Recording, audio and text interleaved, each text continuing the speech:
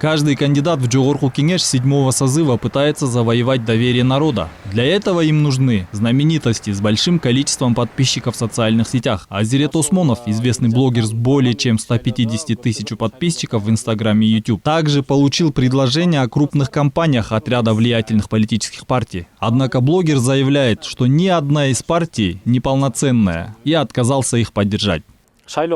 Где-то 20 дней назад ко мне начали поступать предложения от разных партий с большим гонораром. Были даже предложения купить наши YouTube-каналы, Instagram-аккаунты. Но я отказался, потому что никому из нынешних кандидатов и партий не доверяю. И это не пустые слова, ведь человек, думающий о будущем страны, истинные патриоты не должны быть жертвами политических партий. Лично для меня народ и будущее страны стоит на первом месте, ведь в какой-то мере агитаторы становятся соучастниками в развале страны.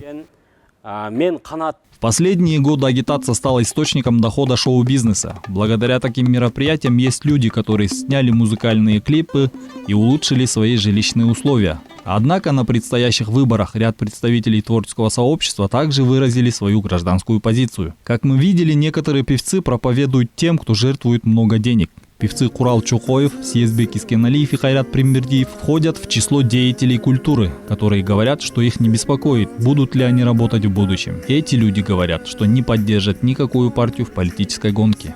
Мне стыдно, и я приношу свои извинения кыргызскому народу за пение на предвыборных концертах. Я больше не буду участвовать в дьявольской игре выборов. Эти парламентские выборы кажутся действительно особенными по сравнению с прошлыми годами. В этом году во время предвыборной кампании запрещено проведение концертов, театрализованных представлений и спортивных соревнований на улицах и стадионах с участием певцов и волынщиков во время массовых мероприятий. В результате участвующие в выборах партии смогут вести агитацию в СМИ и социальных сетях. Политологи говорят, что кандидаты теперь больше доверяют социальным сетям.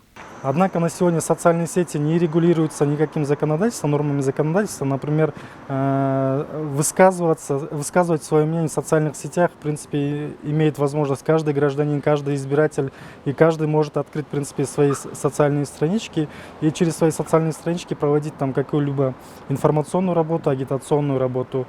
И на сегодня по законодательству мы никак не можем отрегулировать, что будут говорить наши избиратели через свои социальные странички. Отметим, парламентские выборы в Кыргызстане пройдут 4 октября 2020 года. Народ изберет депутатов Жогорку Кеңеша 7-го созыва.